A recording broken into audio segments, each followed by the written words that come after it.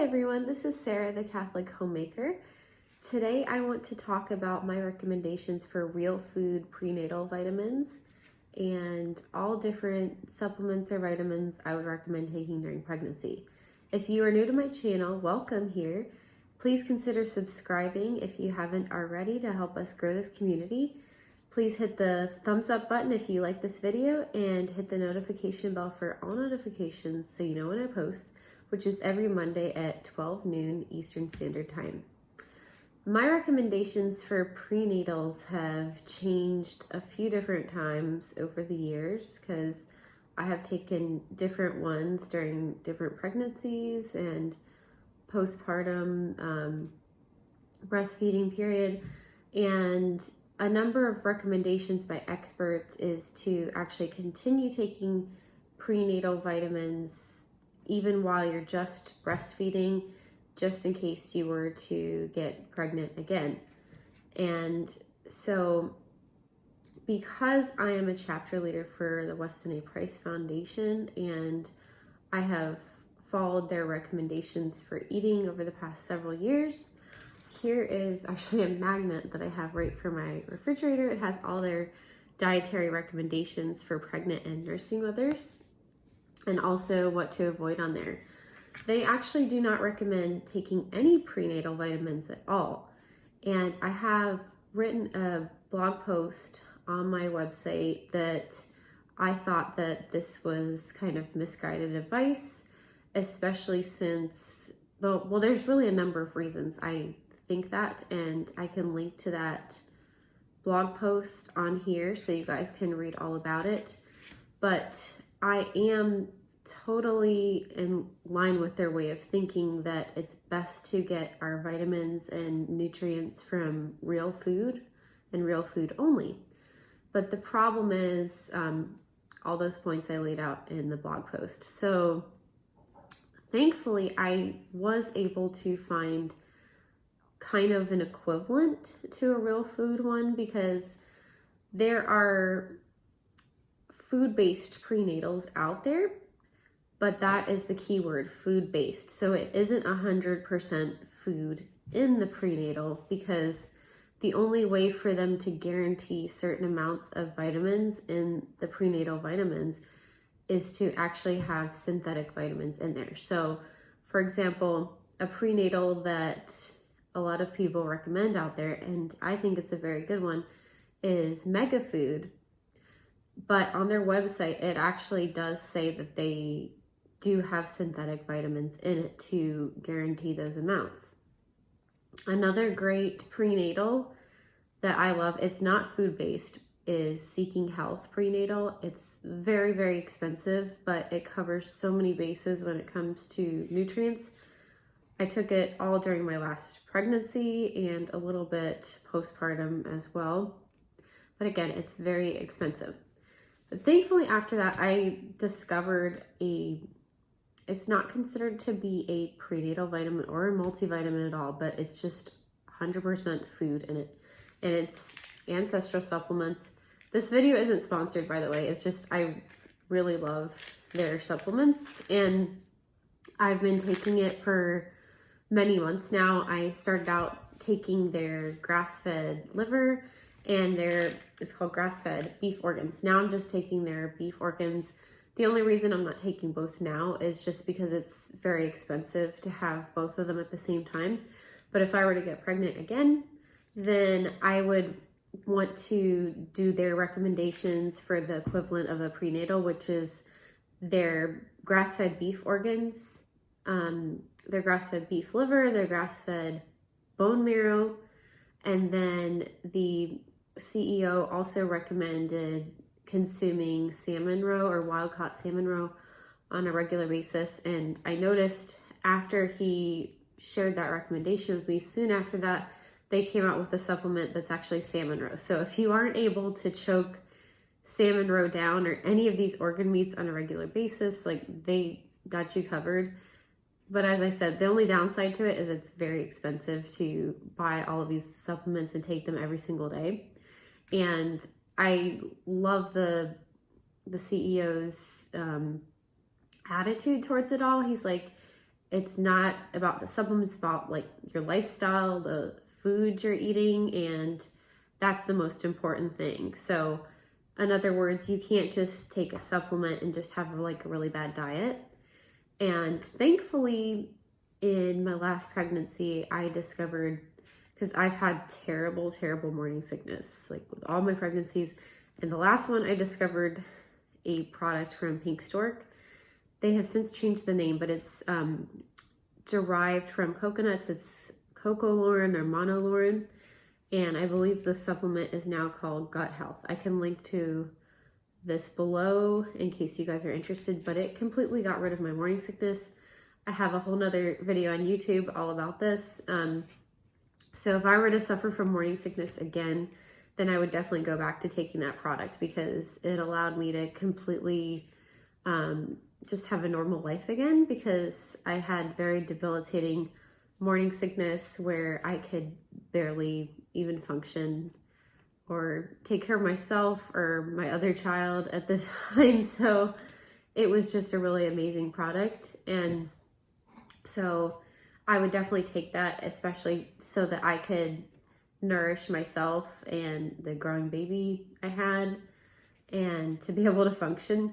So I would take that if I were suffering from morning sickness, and I would take at least the liver, bone marrow, and beef organs from Ancestral supplements.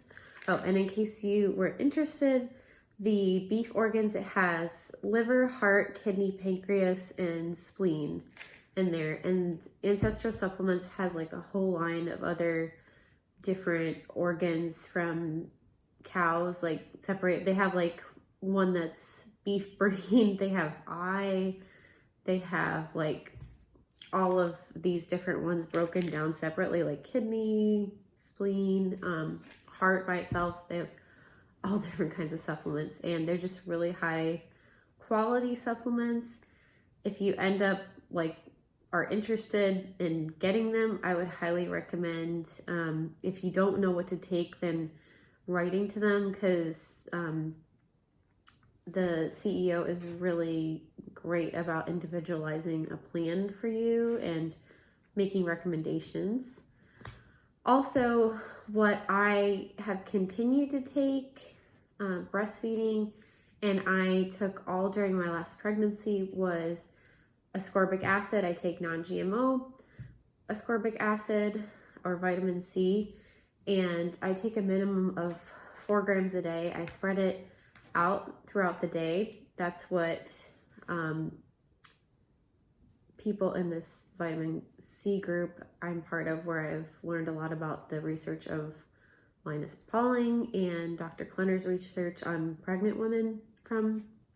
They recommend taking it throughout the day for bowel tolerance reasons, because they recommend taking enough ascorbic acid to bowel tolerance. They say that's the correct amount that you should take, and that seems to be like the amount that I can tolerate for this time, because they say that during pregnancy your need for vitamin C increases, especially over each trimester. So I had to increase with each trimester, but then I found once that I was postpartum, I had to cut down to pretty much 4 grams a day. That's all I could actually tolerate. So, but I would continue taking it during pregnancy again and seeing if I needed to increase it over time, because of Dr. Klenner's research on pregnant women and my own experience with it last time during pregnancy. I can share those vitamin C videos. It's like actually pretty amazing, the experience that I had with my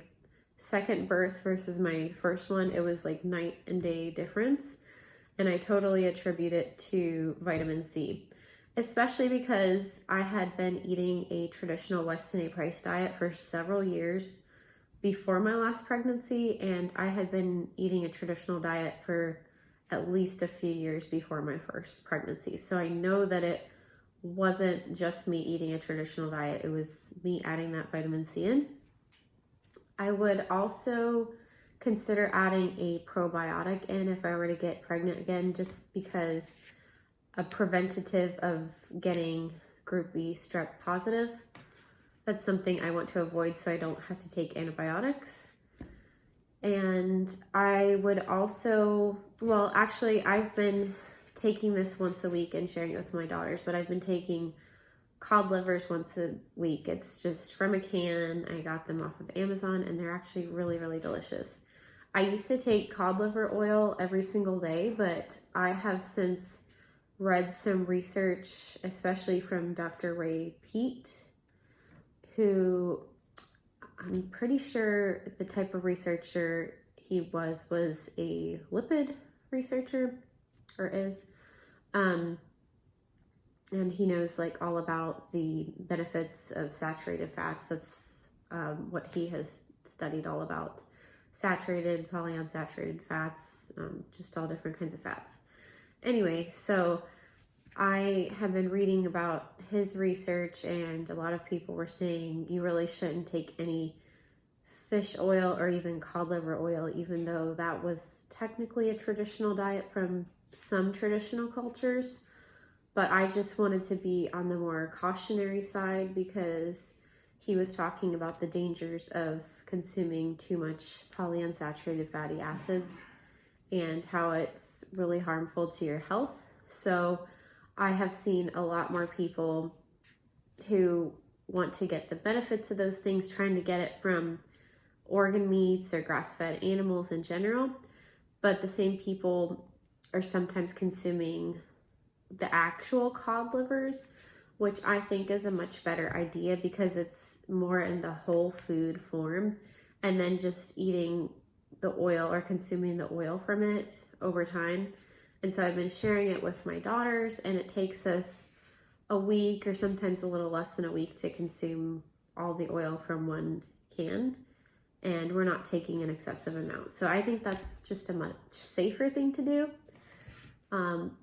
One other supplement I might consider adding is emu oil. I was taking it for a very long time, and I probably still want to take it. It's just all these supplements are just very expensive. That's really the only reason I'm not taking all of them now still.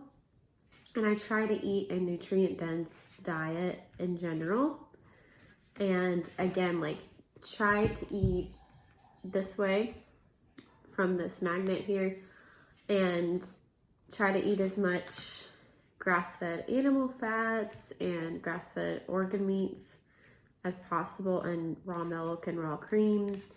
And also try to get enough folate in your diet. So with those ancestral supplements, the bone marrow, liver, the beef organs, and even the salmon roe, you are probably going to be getting enough folate in your diet if you're taking all those things in one day and having a nutrient-dense diet, because folate is super, super important for the baby's development and during pregnancy. That's the main thing that I would be concerned about getting enough of. It's very hard to get enough in your diet unless you're eating lots of liver every single day. And so that's why I would want these supplements as like a cushion or a fallback. Anyway, I hope you found this video to be helpful. Let me know what you think in the comments. I hope that this is especially helpful to somebody who didn't want to take a prenatal vitamin with synthetic vitamins in it. And I look forward to hearing from all you. And until next time, bye, and God bless you and your family.